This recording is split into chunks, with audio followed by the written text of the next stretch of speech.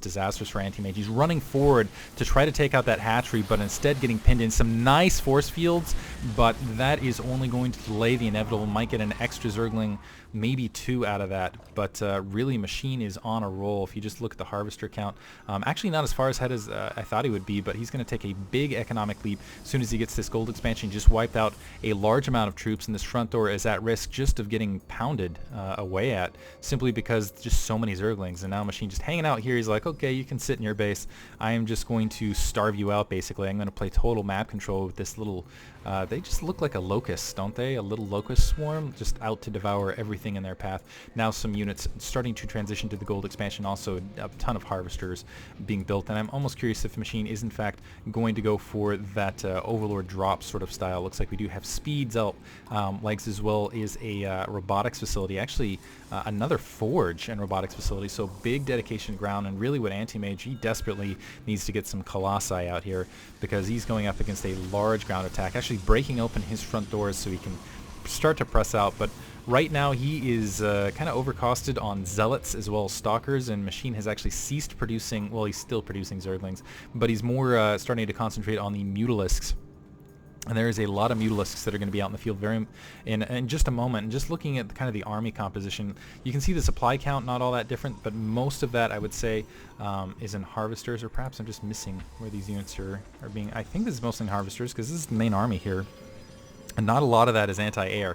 Anti-Mage starting to press forward to try to open up these the back rocks, but he's going to get pinned back to his base momentarily by those mules. Looks like he does have an observer out to finally check out what Machine's doing. Machine now taking the 12 o'clock base, but the Mutalisks diving in, absolutely nothing to stop them except a single cannon, and that is not really going to cut it or cover it. Some more Stalkers being warped in towards the back corner, and let's see if Machine decides to pull back. But what this is going to continue to do is this is going to continue to pin Anti-Mage back in his base, so Machine can just sit back and continue to produce a ton of Harvesters. So Twilight Council Blink actually being upgraded to try to cope with those Mutalisks as well, and continuing with the ground weapon upgrades, although I think Machine's right on top of that as well. He does have the Evolution Chambers pumping, Infestation Pit, probably going to see Hive Tech in not too long. So it looks like it is just Zergling Mutalisk at the moment. Gold expansion is being opened up, Photon Cannons being warped, but unfortunately this is kind of the point of the game where Anti-Mage really needs to start thinking and focusing about slowing Machine's economy down, because you can see it's kind of in that 2,000 range as far as mineral intake, and significantly higher just because that gold expansion is running. But you really never want to leave a Zerg alone like this, particularly when they have the economic lead, because they'll just produce a ton of stuff on you. And you can see already at 152 supply. I wouldn't be surprised if Machine is actually maxed in the next 2 minutes or so. Just look at that, just a horde of Zerglings, a couple Mutalisks overhead, but just mostly Zerglings, enough to really frighten a lot of this, and really keeping Anti-Mage off balance here, because you can see now, just seeing those couple Mutalisks, he's kind of had to gone for a split Stalker Zealot force, and let's see if we're going to see another, well, I guess it's kind of a direct unit combination, depends on how well the Zealots do. But the thing is the Stalkers, they get surrounded by the Zerglings, they don't do that well. It's really the X factor is going to be these sentries, and how well they can plant the force fields to follow this up. Roach Warren, very late Roach Warren, all the way near Hive Tech now. For Machine, a single observer there to the northern location, a single Zergling patrolling the 3 o'clock. Machine feels like he's so far ahead on 3 bases that he doesn't even really need to worry about taking the main here to the 12 o'clock, 1 o'clock position. Although it looks like he's probably going to anyway. A couple of these... I love how they die and their armor splits off. It's like, where did they get that Protoss armor? It's like they went digging and found it, slapped it on, went from there. Big group of red moving forward, and there it looks like just going to get brushed back, but oh, Machine actually going to engage this attack force out on open field. There's the force fields to try to brush it back.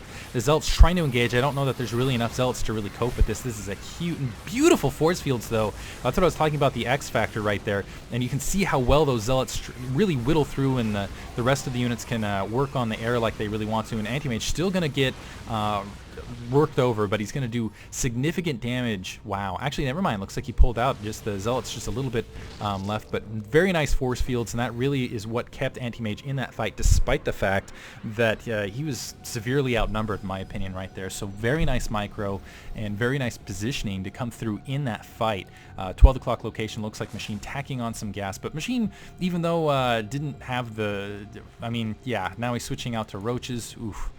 That's the thing, is he lost that army, doesn't really hurt him because specifically Anti-Mage is expanding now, but he really can't hold it with the follow-up army because look at all those roaches.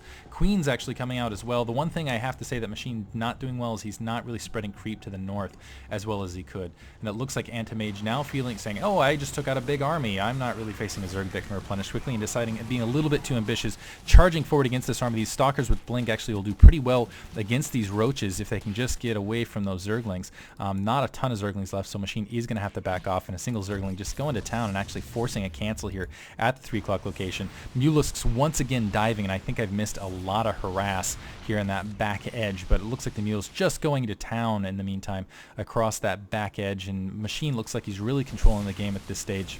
Burrow upgrading for whatever reason, and just diving in here to the gold expansion to try to just, I guess, take this out, force it out. Rushes do not do very well against cans, and I think this is enough Stalkers with reinforcements and maybe some warp in. Anti-Mage still should be able to fight this back. The Mutalisks coming in now, yeah, Machine backing off, just taking too many losses. But again, this is the thing. Despite those losses, he's still in great position because he still has that 12 o'clock base. He's still really outproducing Anti-Mage, and he's still really starving him out, despite the fact Anti-Mage has that gold expansion, because you can see you're very thin at the main, very thin at the natural expansion. Machine still he's not even mining at this base really. 12 o'clock location still very and actually doing a very good job of capping of his harvesters wherever he needs to. Looks like Machine's may a little bit thin as well, but again, yeah, in really good position. He actually still hasn't fielded any hive tech that I've seen, so just gone for the continued upgrades. Looks like he's just now going to the Greater Spire. Missed it by half a second there, but Anti-Mage is able to take the 3 o'clock location, so it looks like he is still going to be in this match, but supply count wise, he's way behind. Roaches, Mutalisks, and Zerglings, oh my, starting to crash towards the 3 o'clock location. And that is a very formidable force, and there is not enough here to stop it. So Machine once again going to force Anti-Mage to cancel this base at the 3 o'clock. And wow, just absolutely just crushing it. But it looks like his army is going to be trapped, but I still think this is enough meat.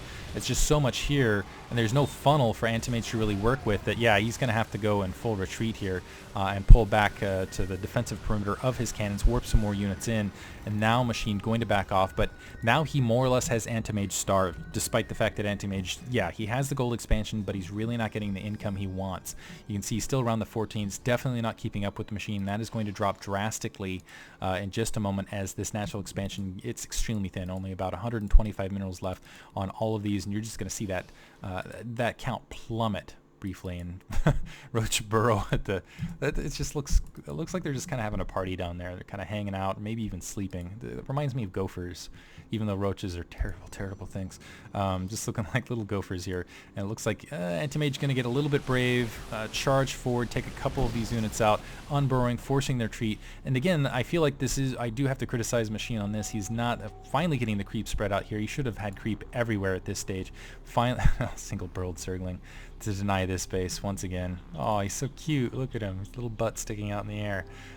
Distance mining now. That's how desperate Anti-Mage is for resources. But the Mutalisks actually diving in and preying on absolutely everything back there. And these Mule's probably going to get taken out, but the damage is done. Finally, a Colossus fielded against a very heavy ground army. But the Ultralisks, the Big Daddy, the giant elephant of the Zerg army, has arrived, and they're just marching so happily and so proud with their gigantic razor tusks out in the air. And Anti-Mage, I think, realizing how far, just the fact he needs to charge force, a little bit desperate, attacking across this 9 o'clock perimeter, maybe hoping to get a shot at the main, but I think Machine's just chuckling to himself. He's like, okay, come to my big army, and just waiting for them to come, and now actually pinning them in. Wow, melting rather rapidly, though.